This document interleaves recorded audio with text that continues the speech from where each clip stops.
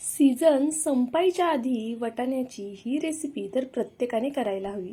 वाटाणा आणि बटाटा यापासून तुम्ही भरपूर रेसिपी केल्या असतील, पण खात्रीने सांगतेय ही रेसिपी कधीच केली नसेल. तुम्ही या रेसिपीची कल्पनासुद्धा केली नसेल अशी रेसिपी मी आज तुमच्यासोबत शेअर करतेय. आता मार्केटमध्ये भरपूर प्रमाणात वाटाणा उपलब्ध आहे, तर नक्कीच तुम्ही ही रेसिपी एकदा करून पहा. तुम्हा सगळ्यांनाच खूप जास्त आवडेल. करायला अतिशय सोपी आणि त्याचबरोबर खायला खूप जास्त भन्नाट. पाहुणे आल्यावर आवर्जून करावी अशी ही रेसिपी. तर या रेसिपीसाठी आपल्याला लागणार आहे थोडासा वाटाणा आणि अगदी थोडा किसलेला बटाटा. इथे मी 2 लहान बटाटे छान असे बारीक किसणीने किसून घेतले. त्यानंतरनं हा बटाटा लगेचच आपल्याला 2-3 पाण्याने स्वच्छ धुवून घ्यायचा आहे. बटाट्यामध्ये बऱ्यापैकी स्टार्च असतो आणि मग बटाटा लवकर लाल पडतो, त्यामुळे मी इथे बटाटा छान असा धुवून घेतला. त्यानंतरनं यामध्ये पाणी घालूया आणि आता हा बटाटा जरा वेळ असाच ठेवून देऊया. तर पहा, आपल्याला फक्त 2 लहान बटाटे लागलेले आहेत. इथे तुम्ही एकच मोठा बटाटा घेतलात तरी चालणार आहे. आता त्यानंतरनं काय करायचंय, इथे वाटाणा घेतलाय मी. या वाटाण्यामध्ये थोडंसं पाणी घालूया आणि थोडंसं मीठ घालून घेऊया. आता मीडियम फ्लेमवरती एक 5 मिनिटासाठी फक्त हा वाटाणा आपल्याला उकळून घ्यायचा आहे. वाटाणा शिजायला फारसा वेळ लागत नाही, फक्त 5 मिनिटं तुम्ही ठेवलात तरी हा आरामात शिजला जातो. तर पहा, इथे आपण वाटाणा शिजण्यासाठी ठेवलाय. तोपर्यंत आता आपण इथे कांदा कट करून घेऊया. तर इथे मी एक लहान कांदा घेतलेला आहे. कांद्याची साल काढून कांदा छान धुवून घेतला आणि त्यानंतरनं व्हिडिओत दाखवते ना अगदी त्या पद्धतीने छान बारीक असा कांदा हा चिरून घ्यायचा आहे. या रेसिपीसाठी आपल्याला खूप कांदा वापरायचा नाहीये बरं का. कांदा एकच घ्यायचा आहे लहान आणि तोही छान असा बारीक चिरायचा आहे. पाहू शकता अगदी या पद्धतीने. तर इथे मी हा संपूर्ण कांदा चिरून घेते. तुम्ही यामध्ये अजून कोणते पदार्थ घालू शकता ते सुद्धा मी पुढे तुम्हाला सांगणार आहे. तुम्ही जर चॅनलवरती नवीन असाल आणि अजून चॅनलला सबस्क्राईब केलेलं नसेल तर प्लीज सबस्क्राईब नक्कीच करून घ्या. त्याचबरोबर तुम्ही माझा हा व्हिडिओ कुठून पाहताय ते सुद्धा मला लगेच कमेंट करून कळवा. तर पहा, इथे ना आपण कांदा छान असा बारीक चिरून घेतला. त्यानंतरनं भरपूर अशा लसणाच्या पाकळ्या घेतलेल्या, त्या सुद्धा छान अशा बारीक चिरून घ्यायच्यात. तुम्ही हवं तर लसूण ऑन ऑफ मोडवर मिक्सरला दरदरीत असा फिरवून घेतलात ना तरी सुद्धा चालणार आहे. पण हा लसूण थोडा आहे आणि मग तो व्यवस्थित असा बारीक होणार नाही, त्यामुळे मी शक्यतो असा चिरून घेते. तर पहा, मी इथे संपूर्ण लसूण याच पद्धतीने असा चिरून घेतलेला आहे. छान असा जमेल तितका बारीक आपल्याला ओबडधोबड असा हा चिरून घ्यायचा आहे. त्यानंतरनं काही हिरव्या मिरच्या घेतलेल्या आहेत. आता पहा, इथे मी ना 4 हिरव्या मिरच्या घेतल्यात. ह्या मिरच्या तिखट आहेत. जर तुम्ही कमी तिखटाच्या मिरच्या वापरत असाल तर तुम्हाला मिरची जास्त लागू शकते, किंवा जर लहान मुलांसाठी करताय तर एकच मिरची घातली तरी चालेल. तुमची मुलं जर तिखट खात असतील तर जास्त मिरची घातली तरी चालेल. म्हणजे थोडक्यात काय, मिरची तुम्हाला तुमच्या आवडीनुसार कमी जास्त करायची आहे. एका मिरचीचे अशा पद्धतीने मी 4 भाग करून घेतले. त्यानंतरनं ही मिरची अशी बारीक चिरून घ्यायची, म्हणजे जरी दाताखाली आली ना तरी तिखट जाणवत नाही. तर पहा, या पद्धतीने मी छान अशी मिरची बारीक चिरून घेते. अगदी बारीक चिरायची अशी. तर चला, आता आपली मिरची सुद्धा चिरून झालेली आहे. आता काय करायचं, आपल्याला एक वाटी घ्यायची आणि यामध्ये ना आपल्याला कॉर्नफ्लॉवर घालायचे. जर तुमच्याकडे कॉर्नफ्लॉवर नसेल किंवा तुम्हाला कॉर्नफ्लॉवर वापरायचं नसेल तर तुम्ही कॉर्नफ्लॉवर ऐवजी गव्हाचं पीठ, तांदळाचं पीठ, ज्वारीचं पीठ, बाजरीचं पीठ किंवा बेसन पीठ सुद्धा घेऊ शकता. आता याच पिठामध्ये ना आपल्याला चवीनुसार मीठ घालून घ्यायचे. मीठ थोडं बेतात घालायचं. त्यानंतरनं मी इथे जिरे पावडर घालून घेतलेली आहे आणि पांढरे तीळ. जर तुमच्याकडे जिरे पावडर नसेल तर अखंड जिरे घातलेत तरी चालेल, किंवा मग स्किप केलेत तरी सुद्धा चालेल. इथे मी जिरे पावडर सुद्धा घातलेली आहे आणि जिरे सुद्धा घालून घेतले. आता पहा, यामध्ये आपण थोडंसं पाणी घालायचं आणि अशा पद्धतीने हे छान असं मिक्स करून घ्यायचं. पिठामध्ये पाणी घालत असताना अगदी थोडं थोडं करून घाला, म्हणजे पीठ एकदमच पातळ होणार नाही आणि याच्या गाठी सुद्धा होणार नाही. तर पहा, अशा पद्धतीने मी छान असं हे पाणी घालून मिक्स करून घेते आणि हे मला जरा घट्टसर वाटतंय, त्यामुळे मी यामध्ये अजून थोडं पाणी वाढवणार आहे. आपल्याला ही स्लरी आहे ना खूप अशी घट्ट ठेवायची नाहीये, थोडीशी पातळच करायची आहे. पाहू शकता अगदी या पद्धतीने थोडी अशी पातळ ही स्लरी आपण तयार करून घेतली, अगदी अशी. तर चला, आता आपण ही स्लरी सुद्धा जरा वेळ बाजूला ठेवूया आणि पुढची तयारी करून घेऊया. नेहमी आपण पोहे उपमा करतोच, पण कधीतरी ही रेसिपी सुद्धा करून पहा. करायला सोपी आहे, फार काही साहित्य लागत नाही. एकदा वाटाणा शिजवून घेतला ना की मग पुढची प्रोसेस अगदी पटपट होते. तर पहा, इथे आपला वाटाणा शिजेपर्यंत आपण बाकीची तयारीसुद्धा करून घेतली आणि त्यानंतरनं आपला वाटाणा आता शिजलेला आहे व्यवस्थित. हा मी पाणी काढून एका भांड्यामध्ये काढून घेतलेला आहे. आपल्याला यामध्ये पाणी घालायचं नाही आहे. पाणी न घालता अशा पद्धतीने हा वाटाणा मॅश करून घ्यायचा आहे. निथळून घ्या आणि त्यानंतरनं असा हा मॅश करून घ्या. जर तुमच्याकडे मॅशर नसेल ना असं, तर तुम्ही तांब्याने किंवा पेल्याने सुद्धा हा मॅश करू शकता. आता पहा, हे सर्व छान असं मॅश करून झालं की त्यानंतरनं यामध्ये आपल्याला किसलेला जो आपण बटाटा ठेवला होता तो घालायचा. हा बटाटा धुवून ठेवल्यामुळे पहा अजिबात लाल वगैरे पडला नाहीये. आता यामध्ये परत मी जिरे पावडर घालून घेते. त्यानंतरनं कट केलेली हिरवी मिरची आणि लसूण घातलेला आहे. सोबतच जो आपण कट करून ठेवलेला कांदा होता ना तो घालून घ्यायचा.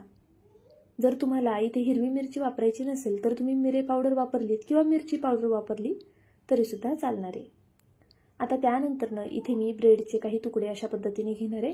म्हणजे आपल्याला अखंड ब्रेड घ्यायचा आहे आणि अशा पद्धतीने तो तोडून घ्यायचा आहे. तर इथे मी 4 ब्रेडचा वापर करते. जर तुमच्याकडे ब्रेड नसेल ना तर तुम्ही थोडेसे पोहे भिजवून ते सुद्धा यामध्ये वापरू शकता. पोह्यामुळे किंवा ब्रेडमुळे आपल्या या पदार्थाला बाइंडिंग छान येणार आहे. त्यामुळे इथे पोहे किंवा ब्रेड आपल्याला वापरायचेत. आता ब्रेड प्रत्येकाकडे घरामध्ये अवेलेबल असेलच असं नाही, तर तुम्ही अशा वेळी पोह्यांचा वापर नक्कीच करू शकता. तर पहा, इथे मी सगळे ब्रेड अशा पद्धतीने हाताने कुस्करून घेतले. जर पोहे वापरत असाल ना तर ते छान भिजवून घ्या आणि त्यानंतरनं मस्त असे मॅश करून यामध्ये घालून घ्या.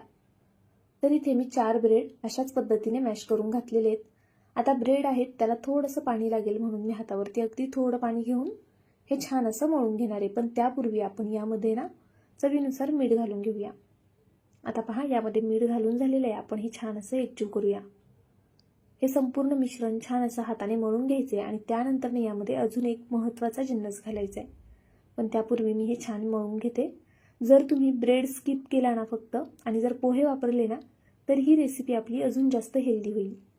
आणि हां, तुम्ही यामध्ये गाजरसुद्धा किसून घालू शकता, कोबीसुद्धा अगदी बारीक चिरून घालू शकता किंवा इतर ज्या कोणत्या भाज्या तुमच्याकडे अवेलेबल असतील, पालक वगैरे ज्या तुम्हाला भाज्या यामध्ये घालायच्या आहेत त्या नक्कीच तुम्ही यात वापरू शकता.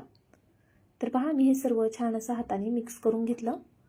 ब्रेड आपला छान असा मळून मळून कुस्करून घेतलेला आहे मी छान. त्यानंतरनं 2 मोठे चमचे आपल्याला यामध्ये बेसन पीठ घालायचे. बेसन पीठ नक्की घाला. बेसन पिठामुळे आपल्या या पदार्थाला बाइंडिंगसुद्धा येईल आणि हा जो पदार्थ आहे ना तो तयार केल्यानंतरनं तुटणार वगैरे नाही.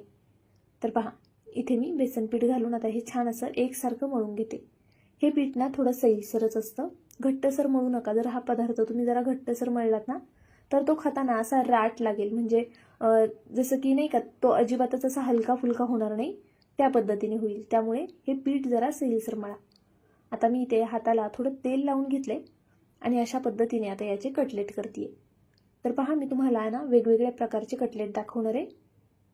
एक तर आधी मी या पद्धतीने असा त्रिकोणी कटलेट तयार करून घेतलेला आहे. पाहू शकता तुम्ही, अगदी सहज होतात, करायला काही फार वेळ लागत नाही, झटपट होणारी रेसिपी आहे.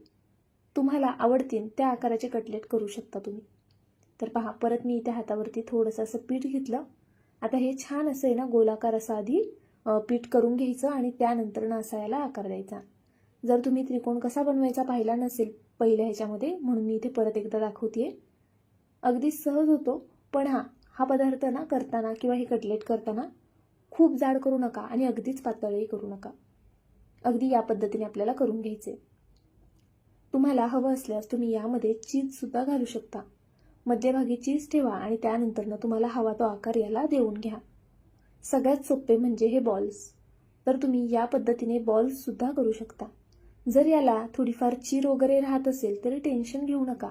हा पदार्थ अजिबातच तेलामध्ये सुटत वगैरे नाही.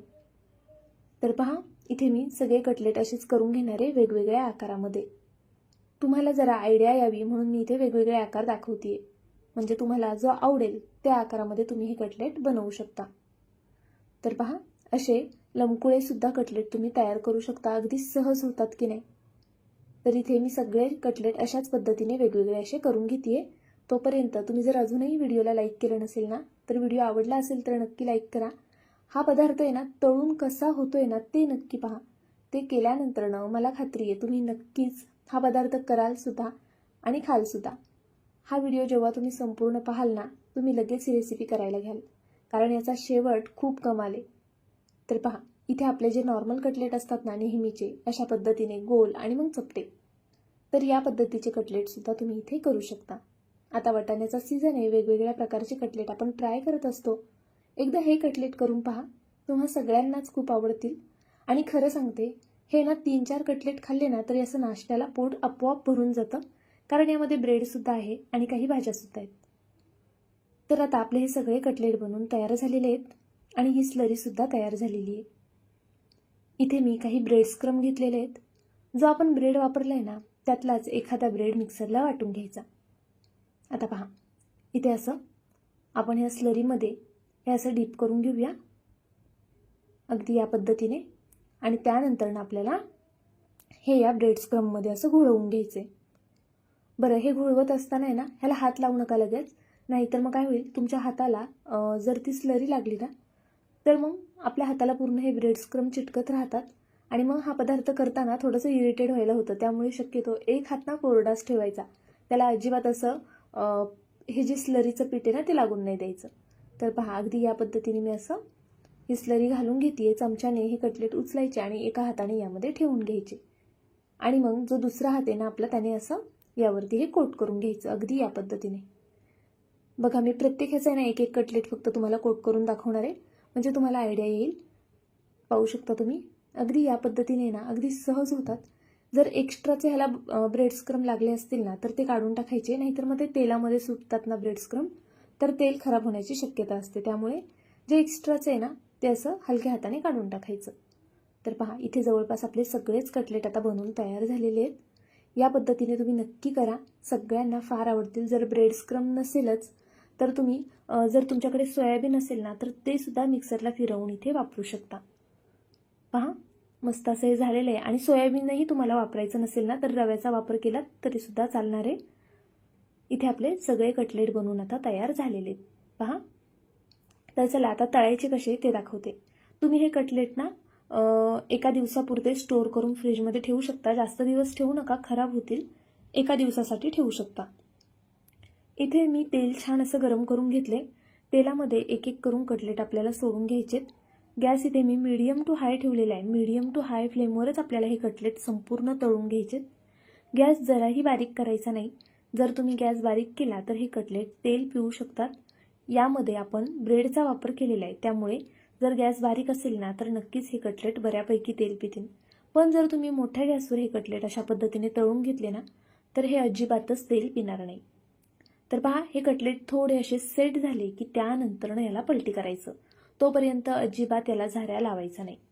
असं केल्यामुळे काय होईल, जर तुम्ही आधीच याला झाऱ्या लावला ना तर हे पटकन असे तुटले जातील आणि मग तेलामध्ये संपूर्ण असे पसरले जातील. त्यामुळे शक्यतो याला एका साईडने जरा सेट होऊन द्यायचं आणि मग हे पलटी करायचे. आता यामध्ये तसं बघितलं तर सगळे पदार्थ शिजलेले आहेत, फक्त बटाटा आणि बेसनपीठ कच्चे. मोठ्या गॅसवर तळून घेतलेत ना तरी आरामात बटाटा आणि बेसनपीठ शिजलं जातं. पहा, मस्त असा रंग आलेला आहे. याचा जेव्हा तुम्ही आवाज ऐकाल ना तेव्हा खात्रीने सांगते ही रेसिपी करायला घ्याल. अशा छान रंगावरती हे तळून घ्यायचे. असा छान डार्क रंग येऊ द्या. जर तुम्ही रंग हलकासा असताना हे काढून घेतले ना तर मग हे मऊ पडतील आणि जर अशा डार्क रंगावरती तळलेत ना तर तासनतास छान कुरकुरीत राहतील, याची मी तुम्हाला गॅरंटी देते. पहा, आता मी इथे संपूर्ण हे कटलेट असे निथळून काढते तेलातनं. हे कटलेट अजिबातच तेल पित नाहीत, त्यामुळे नक्कीच तुम्ही लहान मुलांसाठी सुद्धा करू शकता. लहान मुलांसाठी जर करत असाल तर ब्रेडऐवजी पोहे नक्की वापरा. पहा, मी इथे आता संपूर्ण कटलेट या पद्धतीने काढून घेते. तर आपले सगळे कटलेट इथे तयार झालेले आहेत. जर यामध्ये चीज असेल ना तर मुलं खूप खुश होतात, तर नक्कीच तुम्ही यामध्ये थोडंसं चीजसुद्धा घाला. तर पहा, अप्रतिम असे कटलेट झालेत. आता आवाज ऐका.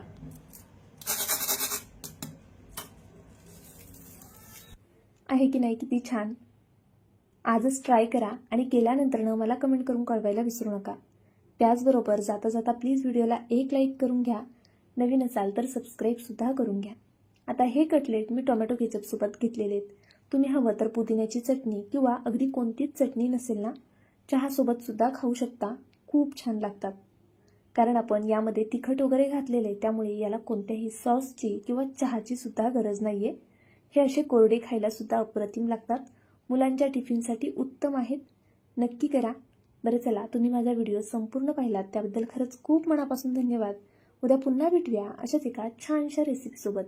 तोपर्यंत bye. Thank you so much for watching.